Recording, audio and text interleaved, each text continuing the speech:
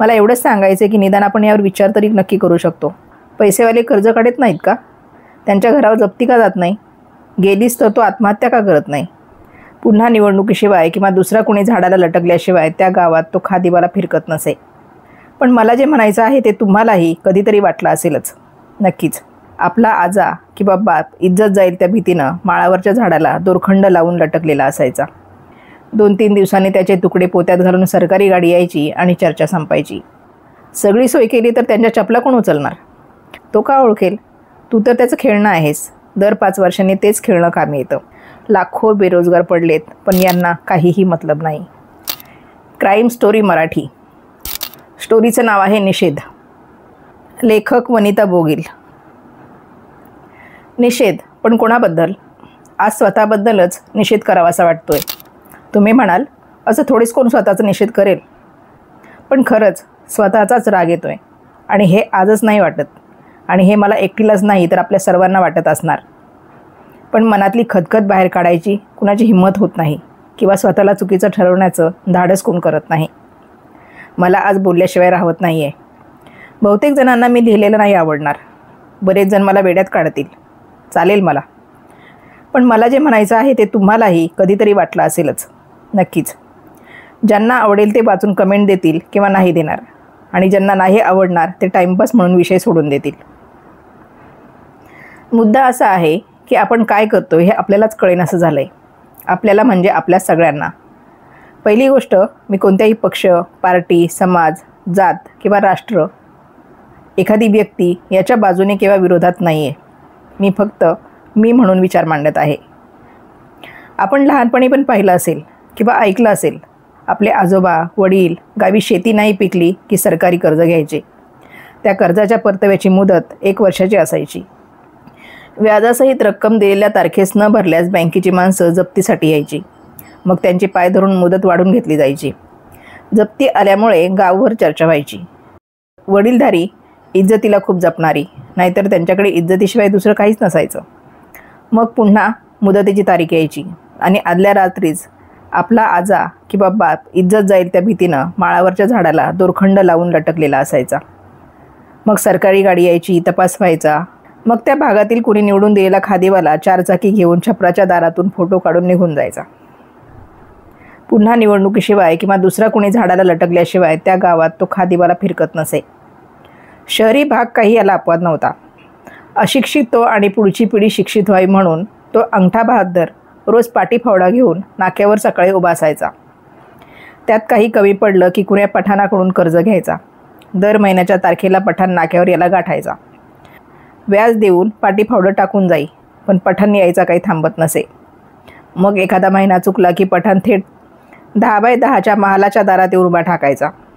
पठाण घरी आला म्हणून अख्ख्या चाळीत चर्चा रंगायची. त्या रंगलेल्या चर्चेचा शेवट म्हणून हा नाक्यावर जायचं सांगून कुठल्या तरी स्टेशनवर आडवा व्हायचा. 2-3 दिवसांनी त्याचे तुकडे पोत्यात घालून सरकारी गाडी यायची आणि चर्चा संपायची. मग हे सगळं आपल्याच वाट्याला? गरीब, मध्यमवर्गीय, पैसेवाले कर्ज काढत नाहीत का? त्यांच्या घरावर जप्ती का जात नाही? गेलीच तर तो आत्महत्या का करत नाही? त्याला इज्जत नसते का? हो, असते ना. श्रीमंताला इज्जत असते, पण त्याचं तराजू पैशामुळे कुठे झुकत नाही. कोणताही राजकारणी असो, उद्योगपती असो, कधी कुणी आत्महत्या केल्याचं ऐकवत आहे का? नाही. तो आत्महत्या करणारच नाही, कारण त्याचा ठेका फक्त मध्यमवर्गीय आणि गरिबांकडे दिलेला आहे. विचार करू थोडासा. कुठे चुकतं हो आपलं? हात जोडत गल्लोगल्ली फिरणारे, खुर्ची मिळाली की त्यांना त्या गाव, गल्ली, वाड्या, वस्त्यांची सुद्धा नावं आठवत नाहीत. मग आपण कोणाला पुढे आणतो? आपण कधीच विचार करत नाही की आपण ज्या व्यक्तीसाठी काहीतरी करत आहोत त्यात आपलं भलं किती आहे. निवडणुका आल्या की आपल्याला सण आल्यासारखा वाटतो. 100-50 हातात कमवून आपलीच पोरं दारू पाजून बिघडवली जातात. तेवढ्या एका नोटेवर तमाशातल्या बाईसारखे सतरंजा उचलायला आपले तरुण तयार.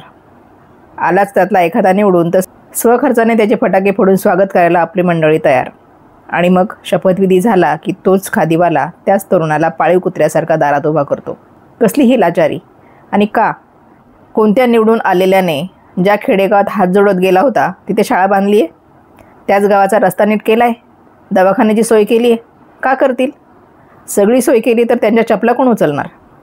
प्रत्येक राजकारणी आश्वासन देऊन मोकळा होतो, त्याला फक्त त्याच्या जीवावर पुढच्या किमान 5 पिढ्या तरी बसून खातील याची व्यवस्था करायची असते. तुम्ही कोण, तुमच्या अडचणी काय याच्याशी त्यांना काडी मात्र देणं घेणं नसतं. काही त्यांचा संबंध नसतो. मग आपल्यातला कोणीतरी आवाज उठवला तर त्याला देशद्रोही ठरवायचं किंवा जातीवरून वाद घालून आपल्या फायद्याचं काय करता येईल हे बघायचं. कोण कुणाविरुद्ध आंदोलन करतो, कोण कुणाविरुद्ध उपोषण करतो, कोण कुणाविरुद्ध मोर्चे काढतो. पण खरंच हे सगळं तयार करणारा म्होरक्या शेवटपर्यंत उपोषणकार, मोर्चेकरी यांच्यासोबत असतो का? नाही. त्याला फक्त त्याची पोळी कशी भाजून घेता येईल एवढंच माहीत असतं.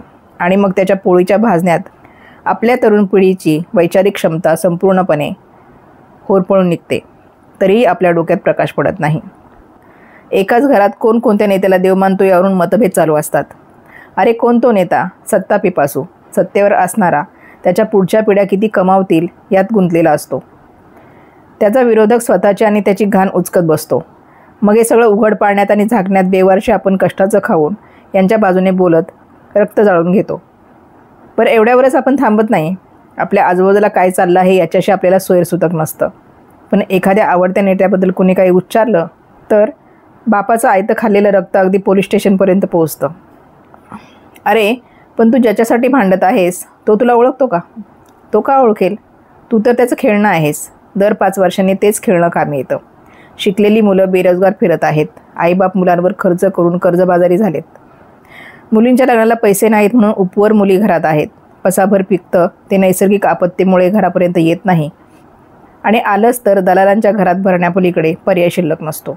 गाव सोडून शहरात आलेल्यांची तर कुत्री हाल पाहत नाहीत. छोट्या कंपन्यांचा भरोसा नाही. ग्रॅज्युएट मुलं कब्बशा धुताना दिसतात.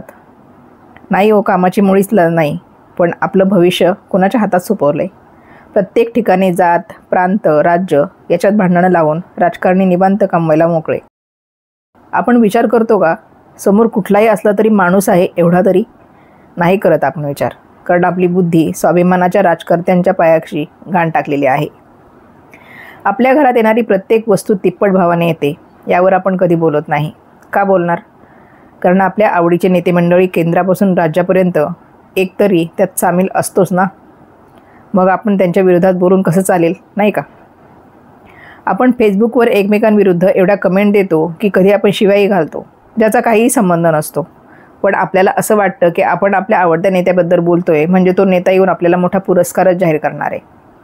सरकार कोणतंही असो, मंत्री कोणताही असो, कधी तुमच्या घरी तुम्ही उपाशी आहात खाता हे विचारलं आहे का?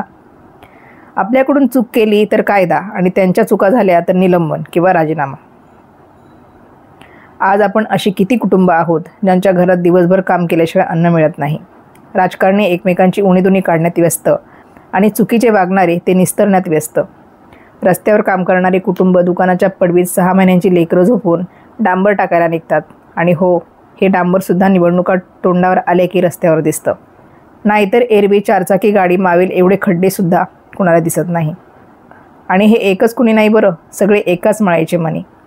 दया माया यांनी सत्तेसाठी विकून खाल्लेली आहे. कुणाला शेतमालाचं पडलेलं नाही, कुणाला शेतकऱ्यांचं पडलेलं नाही, कुणाला तरुणांच्या नोकऱ्या रोजगाराचं पडलेलं नाही. लाखो बेरोजगार पडलेत पण यांना काहीही मतलब नाही. यांना हे सत्तेत कसे येतील किंवा सत्तेत असणाऱ्यांना सत्तेत कसे राहतील एवढंच पडलेलं असतं. का आपण यांच्यावर दरवेळी विश्वास दाखवायचा आणि यांनी तेवढाच निर्लज्जपणा दरवेळी दाखवून द्यायचा? सध्या तर काय कोण म्हणतो डिजिटल इंडिया बनवायचा आहे देश, पण कोण म्हणतो बिना पुस्तकांचा टॅबवर मुलं शिकवायची, कोण म्हणतो आम्ही तुमच्यातली आहोत, तर कोण म्हणतो मला रस्ते फॉरेनसारखे बनवायचे आहेत. अरे तुमचं सगळं खरं आहे, पण प्रत्येकाच्या घरात खायला राशन आहे का हे तरी माहिती आहे का तुम्हाला? देश डिजिटल बनवणाऱ्यांनी बघावे की कर्ज घेऊन पळून जाणारे पळपुटे आणि उद्योगपती सोडले तर अजून अर्धा देश फुटपाथवर अर्ध्या फाटक्या कपड्यात राहत आहे. टॅबवर शिकवणाऱ्यांनी थोडासा विचार करावा की जिथं भाकरी मिळत नाही, पुस्तक मिळत नाही, तिथं तुमचा टॅब कुठून यायचा? आणि काही म्हणतात ते आपल्यातले आहेत. पण साहेब, आमची मुलं बेरोजगाराने आत्महत्या करत आहेत तेव्हा तुम्ही झोपा काढता का? काही साहेबांना रस्ते फॉरेनसारखे बनवायचे आहेत. मग रस्त्यावर राहणाऱ्यांवर काय बुलडोजर फिरवणार? त्यांची सोय करा ना. नुसती घाण. यांनी त्याची काढावी, त्याने याची काढावी. अरे पण ज्या जनतेने तुम्हाला काहीतरी कराल या अपेक्षेने काही न करता कधीतरी जागा दिली त्यांचं काय? पोलीस बदनाम, डॉक्टर बदनाम, ड्रायव्हर बदनाम, कंडक्टर बदनाम, सगळे बदनाम. त्यात चाकरमानी तर काय, त्यांना कोण विचारतच नाही. पण राजकारणी सगळे धुतल्या तांदळासारखे, नाही का? ते का सभ्य? कारण आपण त्यांना ती जागा दिली. मग आपल्यात कुठे हिंमत आहे त्यांना वाईट ठरवायची? मंडळी, आजचे दिवस परीक्षेचे आहेत. कोरोना काळ हा डोळे उघडण्यासाठीच तर नाही आला ना. कोणतंही सरकार असो, कोणताही नेता असो, खरंच आपल्या अडचणी दूर होतात का? विचार करा. सत्ता पिपासू ही घाण मुळासहित संपवायची की आपल्या पुढच्या पिढ्या सतरंजा उचलण्यासाठी ठेवायच्या? निर्णय आपला आहे. आपल्या जीवावर माजुरडे सुरक्षित आहेत. प्रत्येक राजकारणी नेता खादी पलीकडे विचार करणारा नाही. आत्ताच काय, कोरोना, लॉकडाऊन, रेल्वे बंद, बस चालू, विमान चालू, राज्य सीमा सील, परप्रांतीयांना परत परवानगी, शाळा कॉलेज बंद, फी चालू, काम बंद, भाववाढ चालू, दुसरी लाट, निवडणुका चालू, वॅक्सिंग आले, पुन्हा कोरोना आला, लॉकडाऊन तयारी, परीक्षेच्या तारखा जाहीर. काय चाललंय? कुणाचा कुणाला कसलाही मेळ नव्हता. 6 महिने दिल्ली बॉर्डर शेतकरी धरण्यावर, महाराष्ट्रात MPSCसाठी विद्यार्थ्यांवर कारवाई. या सगळ्या सामान्य माणसाच्या नोकरी धंद्याचं कुठे विचार आहे का? महागाईचा कुठे उल्लेख नाही. पुढे काय आणि कसे होईल याचं काहीच नियोजन नाही. आपल्या सगळ्या सामान्य जनतेच्या विचारापलीकडचं चालू होतं आणि चालूच राहील. आणि मी आत्ताचंच नाही बोलत आहे. जे होऊन गेले ते तसेच, आता आहेत तेही तसेच. मला एवढंच सांगायचं आहे की निदान आपण यावर विचार तरी नक्की करू शकतो, जेणेकरून आपली येणारी पिढी तरी सुरक्षित होऊ शकेल. विचार नक्की करा. आवडल्यास कृपया नावासहित शेअर करा. मी कोणत्याही पक्षाविरोधात किंवा पक्षाच्या बाजूने नाही. लेखक विनीता बोगिल.